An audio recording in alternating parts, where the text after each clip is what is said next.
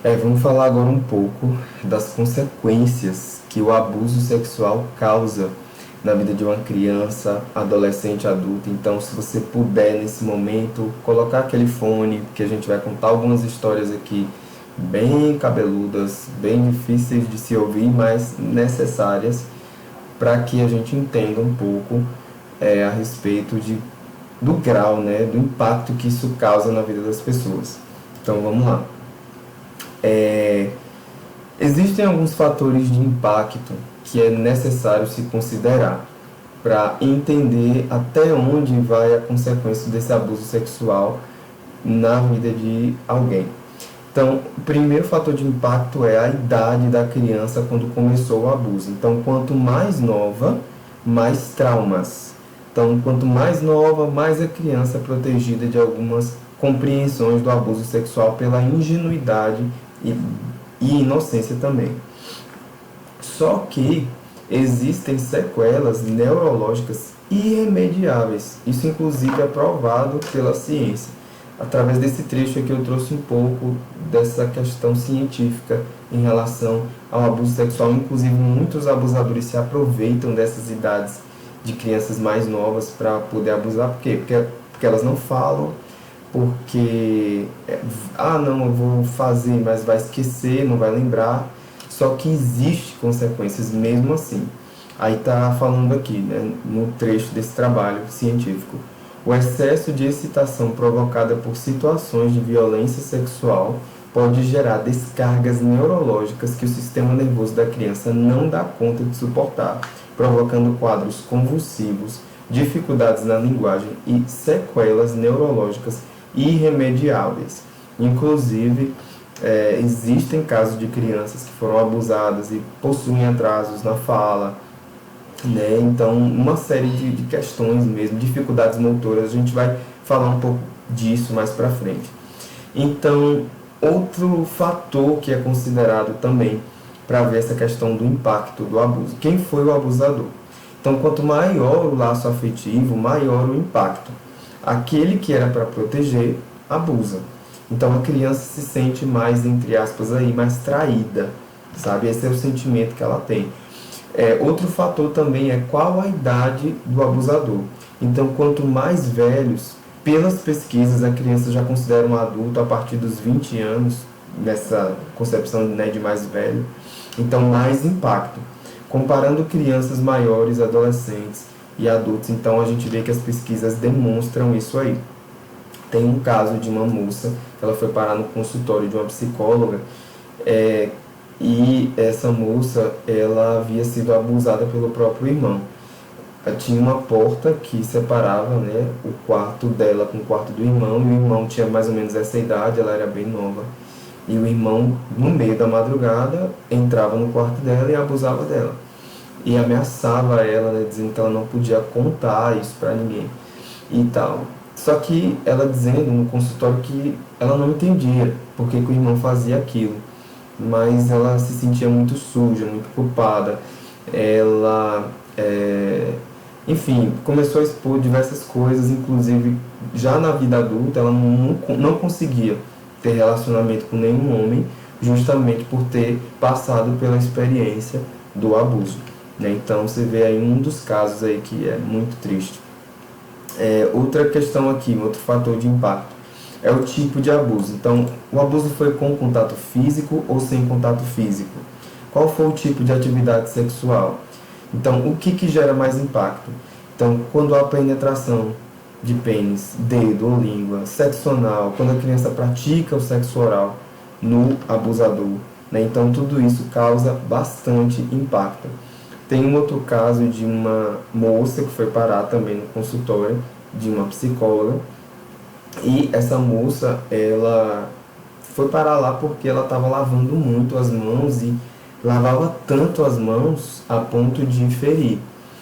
De ferir mesmo, ela passava vários produtos, passava água sanitária, passava álcool, passava sabão e estava ferindo mesmo a mão, e ela entendeu que poderia ser alguma questão psicológica, e quando foi vasculhar mais ao fundo, percebeu-se que na verdade tinha sido um abuso que ela tinha sofrido, e o abusador, né, pedia para ela, na época do abuso, né, para masturbá-lo, e quando ele ejaculava, né, o sêmen caía na mão dela, então aquilo ficou impregnado na mente dela, né, a ponto de ela ter essa compulsão por limpar as mãos o tempo todo e causar esses ferimentos. E graças a Deus aquilo foi tratado, mas você vê, né, consequências do abuso.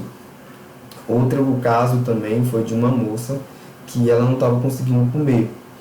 E aí, investigando essa situação do porquê que ela não estava conseguindo comer, descobriu-se que também foi por conta do abuso que ela sofreu. Ela foi forçada a realizar sexo oral no abusador e o abusador a obrigava a tomar o próprio sêmen, né? E ela dizia que toda vez que a comida descia pela traqueia dela, ela lembrava, né, da sensação dela tendo que tomar forçadamente o sêmen do abusador, então ela não conseguia comer, não conseguia se alimentar, e aquilo, graças a Deus, pôde ser tratado ali no consultório, né? Foi toda uma questão psicológica gerada por conta de um abuso sexual. Outro ponto também aqui a se considerar foi com ou sem violência física. Quanto mais violência física, e se o abuso é um ritual que envolve componentes sádicos, maiores serão os impactos. Porém, os estudos apresentam que quando há uso de violência, a criança tende a entender que a culpa é do abusador e não dela.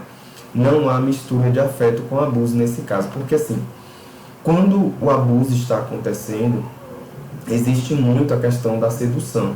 Então, esse abusador vai se utilizar dessa ferramenta para poder realmente atrair a criança, atrair o adolescente, né? Comprando presente, dando doce, dando presente, enfim.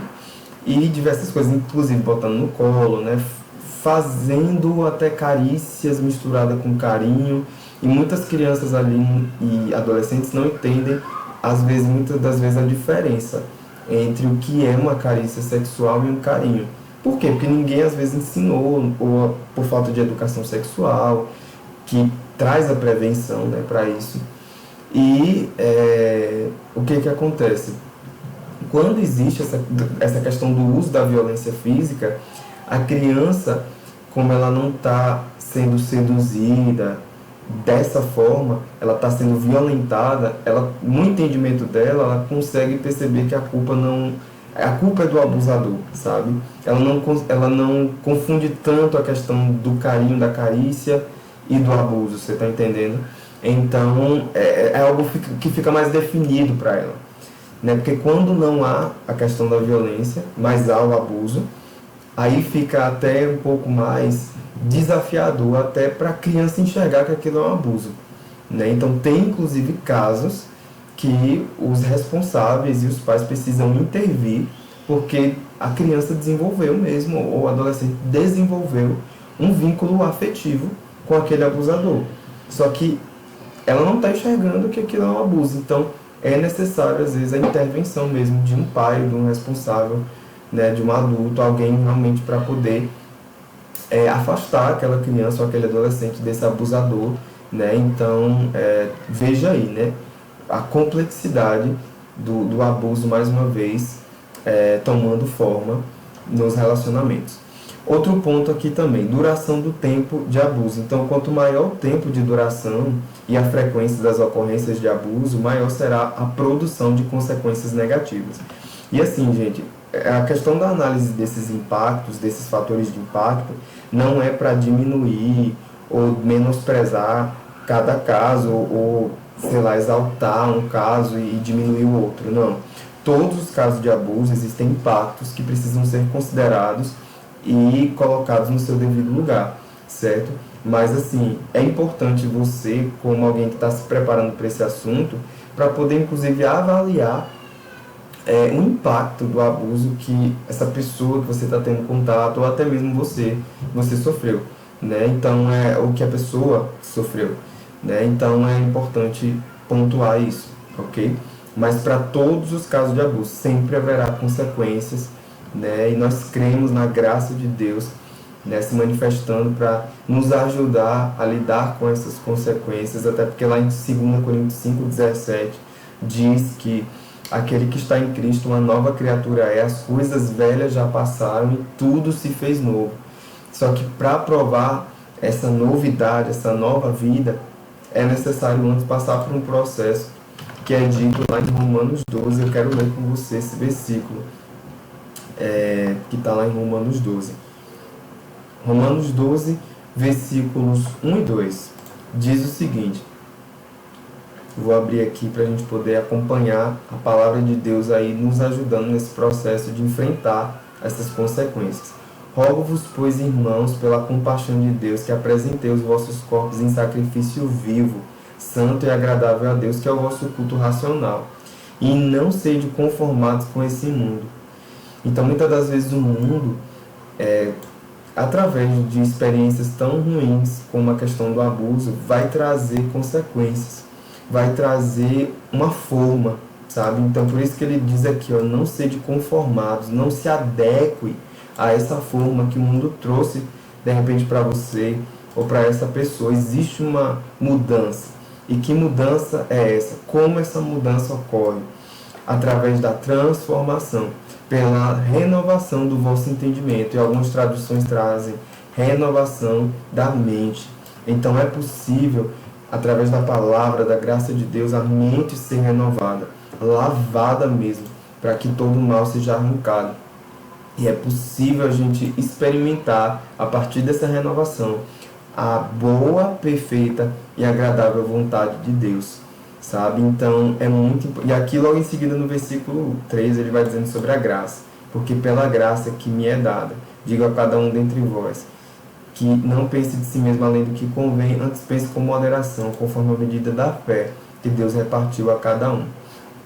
Então, eu sugiro, inclusive, você estudar mais sobre a questão da graça, porque a graça é realmente a veia de renovação para essas questões da mente, sabe? É fundamental a gente estudar sobre esse assunto ligado à graça. Tem, inclusive, um livro de Luciano Subirá que fala sobre graça. Outro livro também de Tony Cook. Então, eu vou escrever aqui o nome desses autores, né? Caso você queira procurar. Então, Luciano Subirá. Ele tem um livro falando sobre graça. Então, esse é o primeiro autor que eu falei. E o segundo é esse daqui, ó, Tony Cook. Graça ao DNA de Deus. Esse aqui eu já li, é fantástico também. Então, estude sobre esse tema. É um tema maravilhoso que nos ajuda a enfrentar as consequências do abuso sexual, ou você pode estar ajudando outras pessoas em relação a isso. Outro fator também importante é o ambiente familiar. Então, existe menos impacto num ambiente familiar onde a criança é ouvida e respeitada, onde não há agressão física ou verbal, onde a criança experimenta amor, cuidado e afeição no cotidiano, né? Então, isso aqui realmente é algo fundamental, que por mais que a situação ruim tenha acontecido, é possível você aliviar, é possível você diminuir o impacto dessa situação ruim através da geração desse ambiente familiar saudável. E existe mais impacto onde o ambiente familiar é agressivo, perturbador e violento.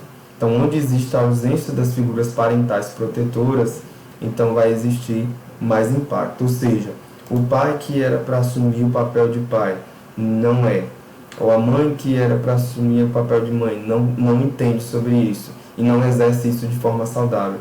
Então, por favor, pai e mãe, estudem sobre parentalidade, estudem sobre o papel do homem, o papel da mulher na família. Isso é fundamental, porque isso traz saúde para a mente da criança que convive com você. Às vezes a gente investe em tanta coisa, sabe?